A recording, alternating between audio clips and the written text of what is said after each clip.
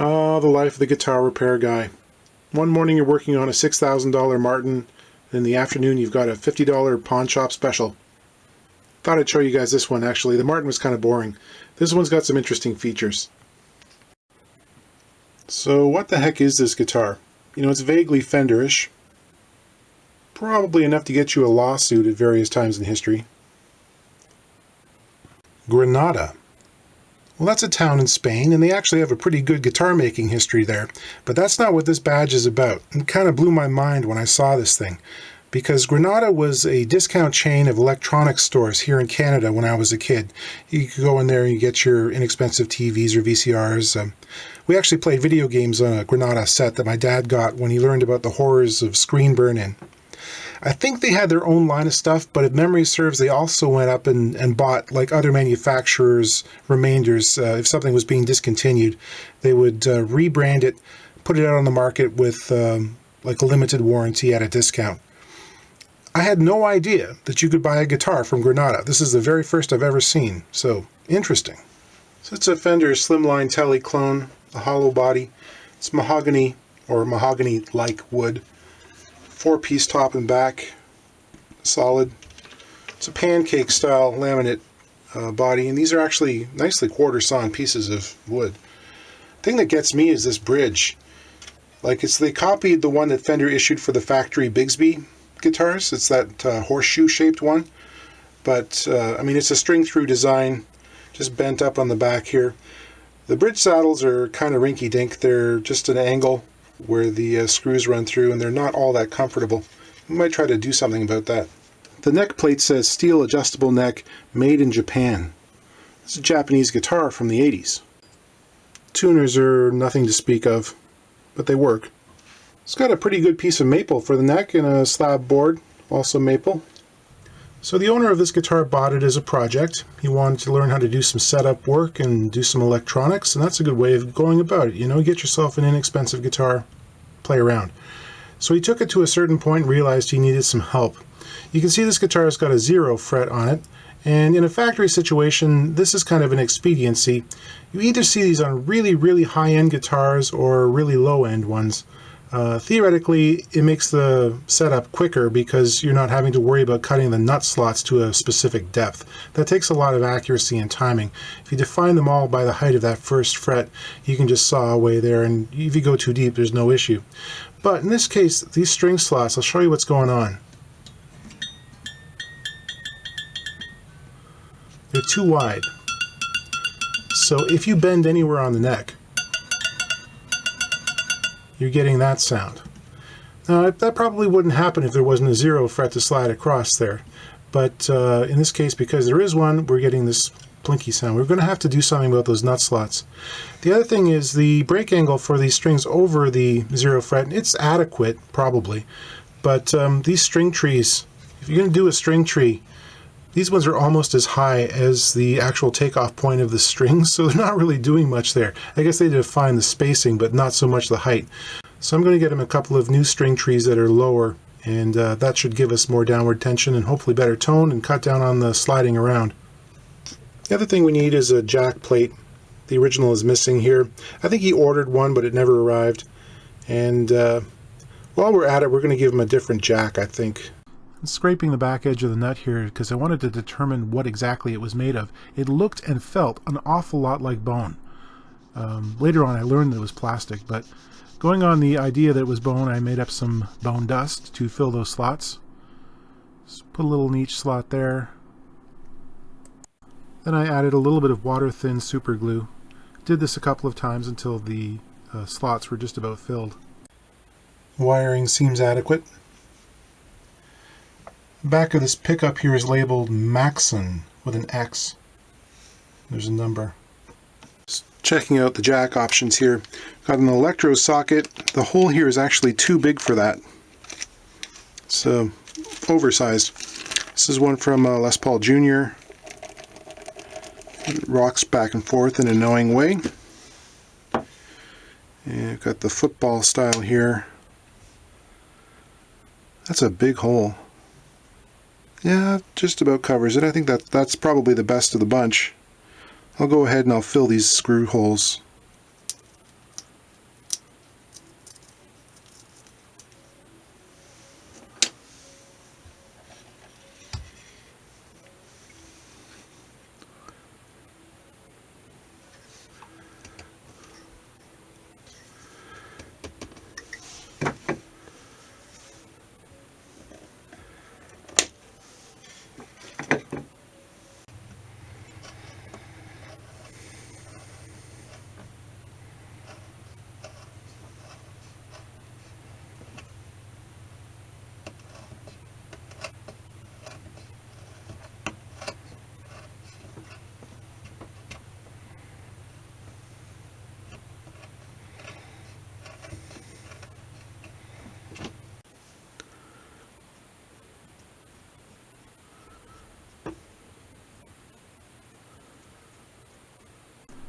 These are just alcohol-based markers I buy at the art supply store.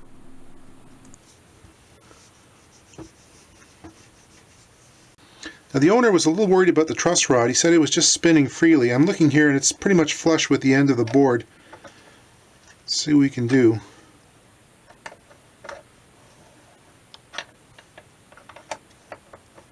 It is just spinning. Oh, there we go. Yeah. No, it's just extremely loose.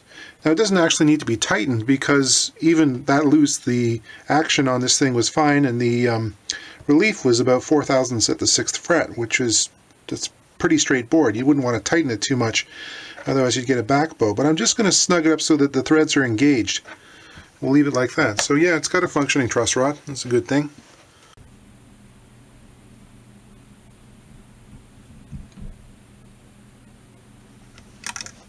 Now, having filled those slots, I want to recut them. There's an issue here, of course. The 0 fret's in the way.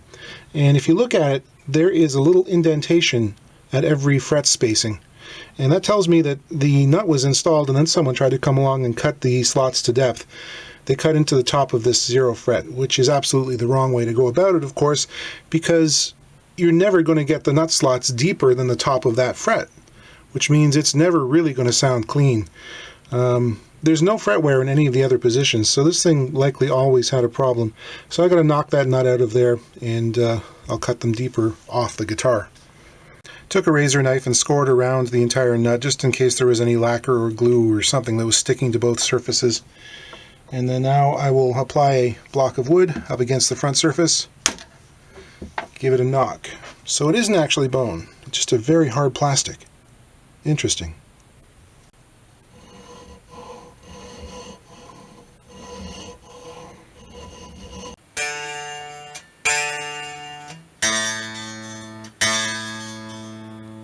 Open string buzz. You know what that is?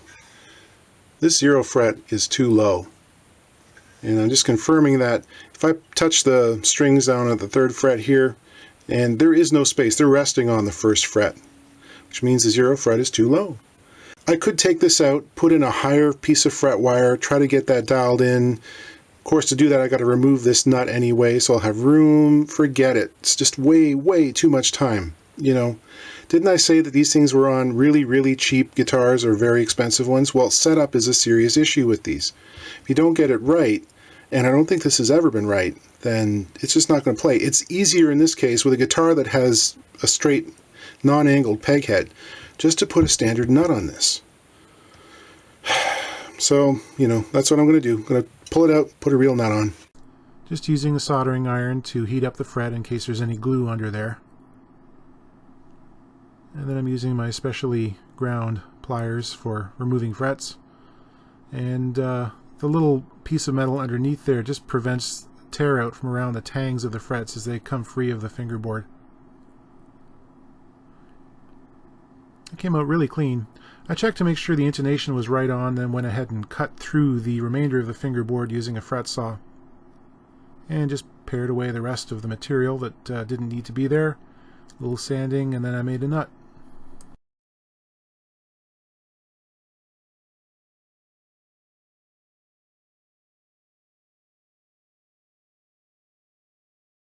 Now this is obviously not your typical Fender style nut. It looks more like what you'd find on a Gibson, but I was working with what was there. And here's a little bit of shellac just to seal that bare surface and improve the color. While the shellac dries, there are a couple of spots on this bridge that are real hand killers. This back corner here was never really relieved after they cut it. It's very sharp, so I'm just going to break those edges a little bit. The other thing are these adjustment screws here for the saddles. Now, they have slot heads on them and they're just threaded. The tops are pretty sharp. Most of them are okay except for this one here where you rest your hand. If you're going to do any palm muting, just keeps on cutting me. So it's longer than it needs to be. It's above the height of the actual saddle itself. So I'm going to cut about maybe 1/8 of an inch off that and sink it down below there, make it easier on the hand.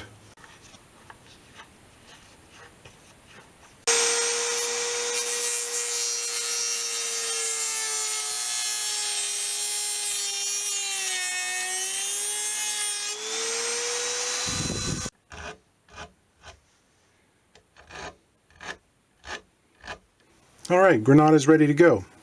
End of another adventure. It's an interesting guitar. You know, it's got a Gibson. It's 24 3/4 inch scale length on a Fender design, which makes it a bit of an oddball, and that's fun to play. In terms of the actual construction of this thing, I think these are guitars from this era are strange because you had quite high quality materials going into very inexpensive guitars, and sometimes the materials outclass the workmanship. Which also makes them, to my mind, really good for people who want to learn how to fix guitars. Because at the end of the day, you fix it up and you'll end up with something that's better than in a lot of respects than what you can buy now in that price range. I mean, there are certain things you got to get around, like the 0 fret, to my mind, that's a design flaw on a guitar like this with a flat Fender-style headstock. It's just, you know, it doesn't make sense to have that there.